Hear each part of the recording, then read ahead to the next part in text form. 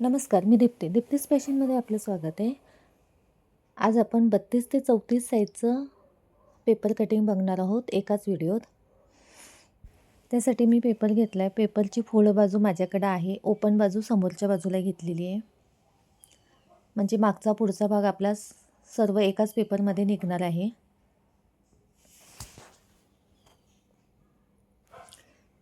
अशा प्रकारे paper cutting तुम्ही करून ठेवलं तर तुम्हाला आयत्या वेळेला कधी ब्लाऊज शिवायचा असेल तर पटकन पेपर कटिंग ठेवून तुम्ही ब्लाऊज कट करू शकतात. पेपर कटिंग विकत घ्यायची गरज नाही. उंची घेतली आहे, उंची 12.5 आहे. 12.5वर खूण करून घेते. तिथून खाली आपल्याला 1.25 इंच घ्यायचं आहे शिलाई मार्जिनसाठी.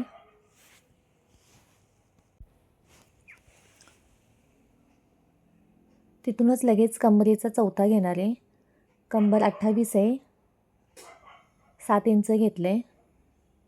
मग तिथून पुढे शिलाईसाठी 1.5 इंच घेणार आहे.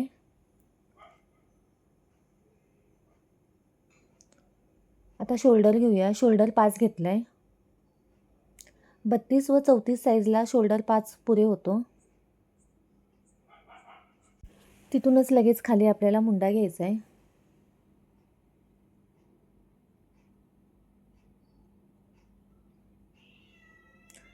मुंडा 5.5 घेतला आहे. 32 व 34 साईजला 5.5 मुंडा घेतला जातो. मुंड्यापासून लगेच सरळ रेषेत छातीचं माप टाकायचं आहे. मी 34 साईजचं माप काढते, त्याच्यामुळे मी 8.5 घेते. जर 32 साईजचं असतं तर 8 घेतलं असतंच याच ठिकाणी. व तिथून पुढे 1.5 इंच शिलाईसाठी ठेवते. मुंडा व छातीचं जे माप घेतलं आहे तिथं कोण जो तयार झाला आहे त्या कोणावर बरोबर 2 अंक आला पाहिजे. 2 अंक आल्यानंतर पुढे 1.25 व 1.25 इंचावर खूण करून घ्यायचे. हा पुढचा व मागच्या मुंड्याच्या खुणा चालल्या आहेत आपल्या. व जो मुंडा घेतला आहे 5.5 त्याचा निम्मा करून घेतला आहे. निम्म्याच्या इथून अर्धा इंच आत घेणार आहोत आपण. जे पुढच्या बाजूला चुन्या येतात त्या चुन्या येऊ नये म्हणून अर्धा इंच आत घेतो. आता 1.25 इंच आतमध्ये घेऊन आकार देऊन घेऊया. जे आपण खुणा केल्यात तिथून आकार द्यायचा आहे. व जो छातीचा चौथा आपण घेतला आहे तिथून 1 इंच अलीकडे हा आकार आला पाहिजे.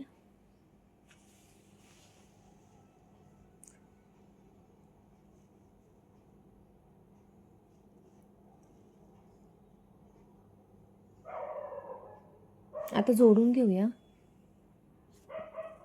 छातीचा व कमरेचा जे माप टाकले ते जोडून घेतले.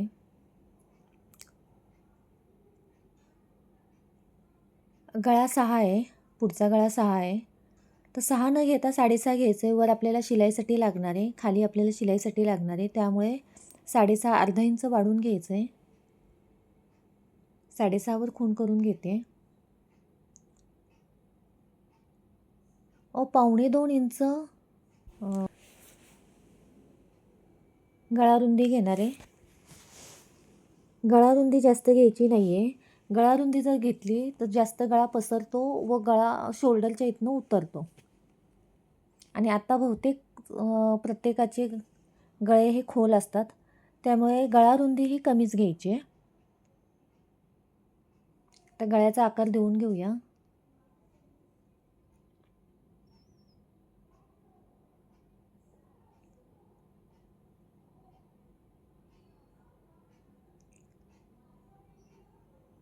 हे सेम फक्त छातीचं माप आपलं वाढणार कमी होणार आहे. हे मी 34 साईजचं घेतलेलं आहे. सेम 32 साईजचा माप हेच राहणार आहे, फक्त छातीमध्ये डिफरंट राहणार आहे. व उंची तुमची काय असेल ते तुम्ही घेऊ शकता, कमी जास्त. आता इथून 2 इंचावर खूण केली आहे व इथून 4.5 इंचावर खूण करून तिथून वर 2 इंचावर खूण केली. ही आपण योगपट्टी ब्रेशरपट्टी काढून घेतोय.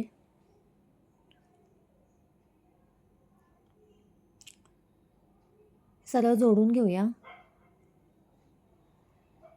व 3 इंचावर असा आकार देत जोडून घेऊया. ही आपली प्रेशर पेटी योकपेटी तयार झाली.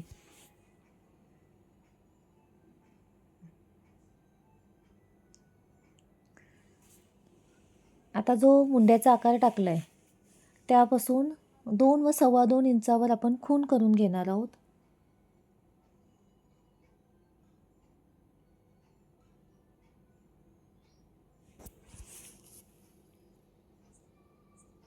खालच्या बाजूला 4.5 इंचावर खूण करून घेतली आहे व हे अशा प्रकारे कटोरीचा आकार देऊन घेणार आहोत.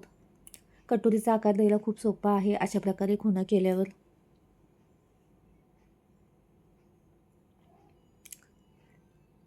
चौतीस साईजमध्ये कटोरी मोठी असते किंवा छोटी असते. या प्रकारे 2 मापं असतात 34 व 32मध्ये सुद्धा.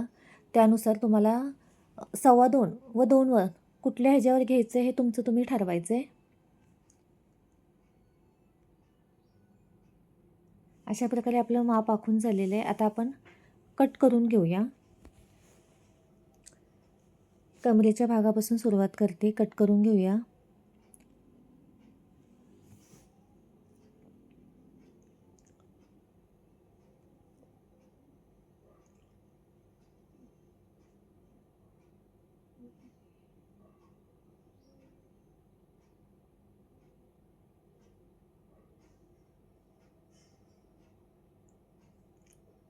पहिल्यांदा मागचा मुंड्याचा आकार कट करून घेऊया.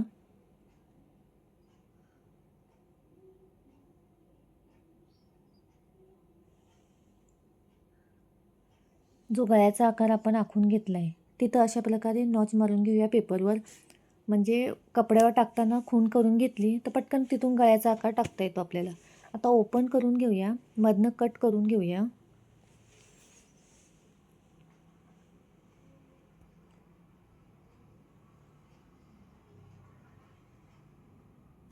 हा जो मागचा भाग आहे आपण जे 1.25 इंच वाढवलं आहे ते मागच्या भागासाठी एवढं लागत नाही आपल्याला. त्यामुळे अर्धा इंच मोजून कट करून घ्यायचं आहे. म्हणजे 1.25 इंच आपल्याला शिलाईसाठी राहणार आहे. 1.25 इंच खाली व अर्धा इंच वर सोड. 1.25 इंच खूप होतं. अर्धा इंच मी कट करून टाकते.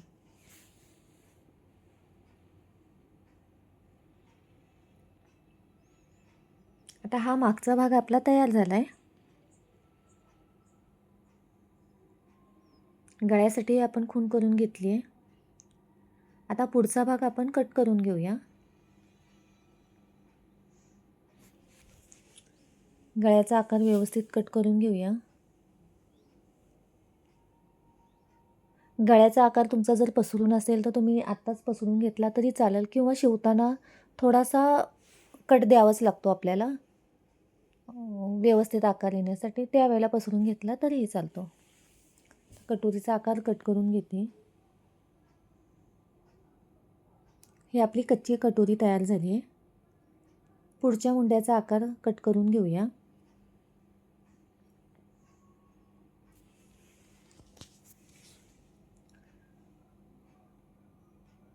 आता ही जी कच्ची कटोरी आहे ती आपण दुसऱ्या पेपरवर पक्की कटोरी तयार करून घेणार आहोत.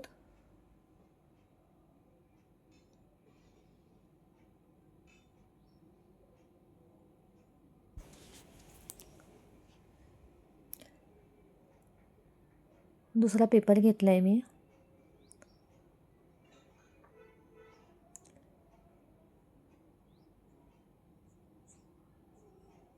त्यावर ही कच्ची कटोरी ठेवून घेऊया. कच्ची कटोरी ठेवायच्या आधी अशा प्रकारे एकदा मापं कटिंग करून ब्लाऊज शिवून बघा. अगदी सोपं आहे. कटोरी ब्लाऊज कटिंग करणं खूप सोपं आहे. शिवणंही खूप सोपं आहे.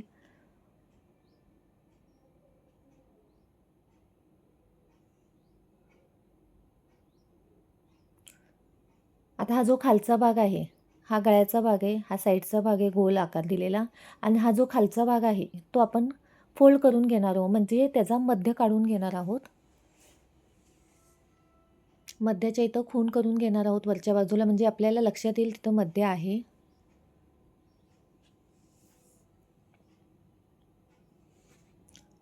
आता पेपरवर ठेवून घ्यायचं आहे व टाचणी लावून घ्यायची.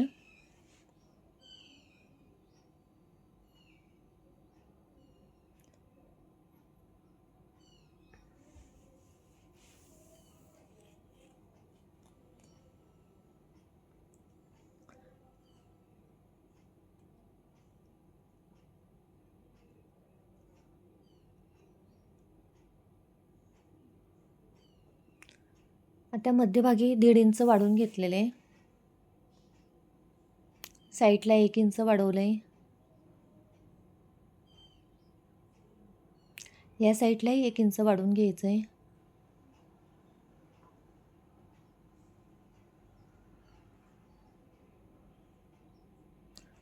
अशा प्रकारे जोडून घ्यायचं आहे.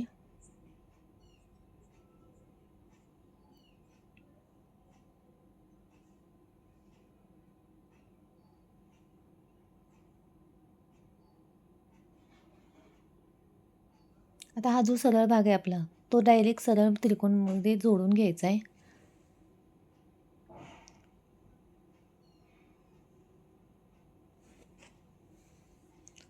गळ्याचा गोल आकार देऊन घेऊया व गळ्यापासून वरच्या बाजूला अर्धा इंच वाढवायचे.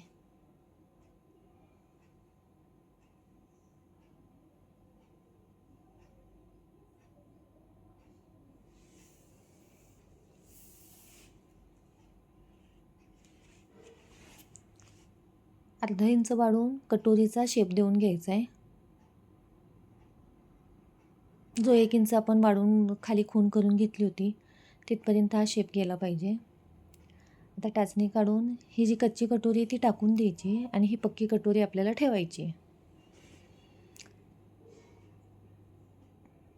कापडावर टाकताना आपल्याला ही पक्की कटोरीच लागणार आहे.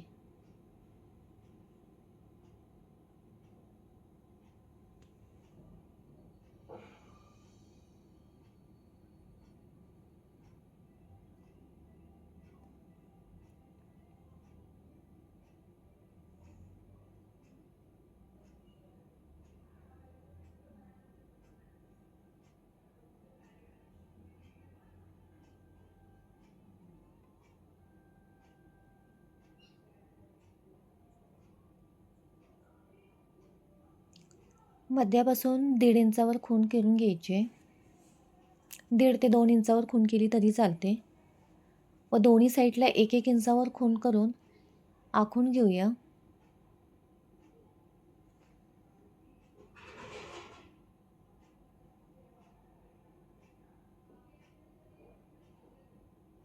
हे आपले टक्सचं मार्किंग चाललं आहे.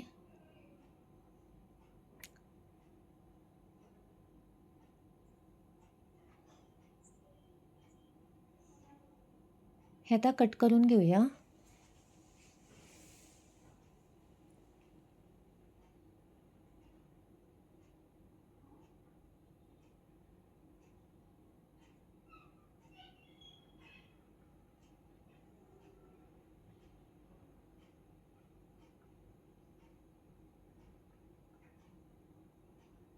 आता बाहीसाठी पेपर घेतला आहे.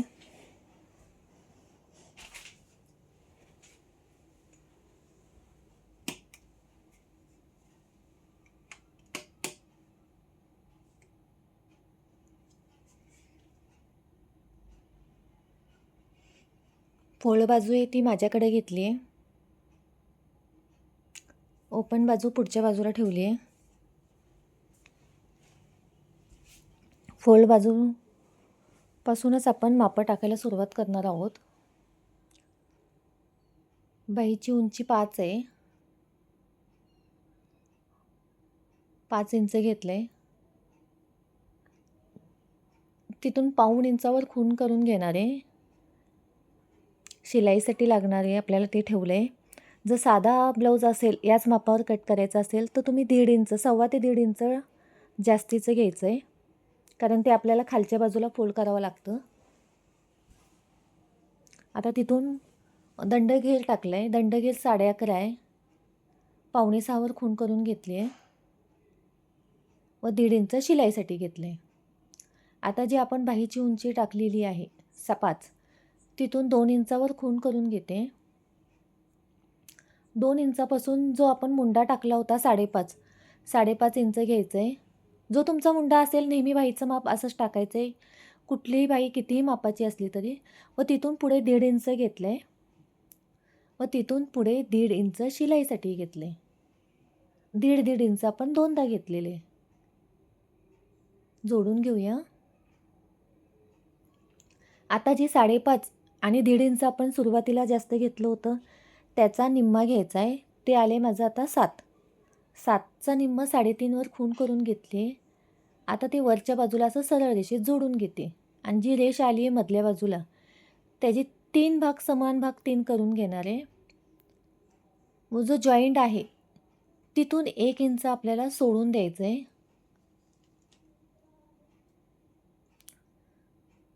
व जे 5.5 आणि 1.5 इंच घेतलं होतं तिथून 1 इंच आपल्याला सोडून द्यायचं आहे व मुंड्याचा आकार सुरुवातीला असा हे करून खाली डाऊनमध्ये घ्यायचा आहे.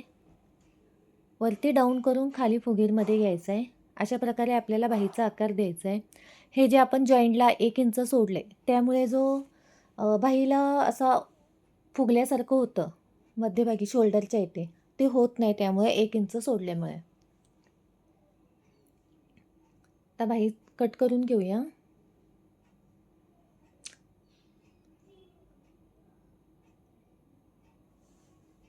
जो मध्य आहे तिथं आपण नॉच मारून घ्यायचे, म्हणजे खूण करून घ्यायचे की हा मध्य आपल्याला कळतो.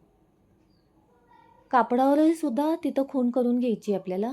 आणि हा पुढचा जो भाग आहे तो आपण कट करून घेऊया. कट करून घेतल्यानंतर तिथंही खूण करून घ्यायची, अशी नॉच मारून घ्यायची. म्हणजे ही पुढची बाजू आहे हे आपल्या लक्षात येतं आणि ही मध्य आहे हेही आपल्या लक्षात येतं. अशा प्रकारे आपलं पूर्ण कटिंग तयार झालेलं आहे. हे कापडावर ठेवून आपण ब्लाऊज सहज कट करू शकतो. तुम्हाला ही पद्धत कशी वाटली ते कमेंट करून नक्की सांगा. चॅनलला अजून सबस्क्राईब केलं नसेल तर सबस्क्राईब करा आणि ज्यांनी केलं आहे त्यांना मनापासून धन्यवाद. व्हिडिओ बघितल्याबद्दल धन्यवाद.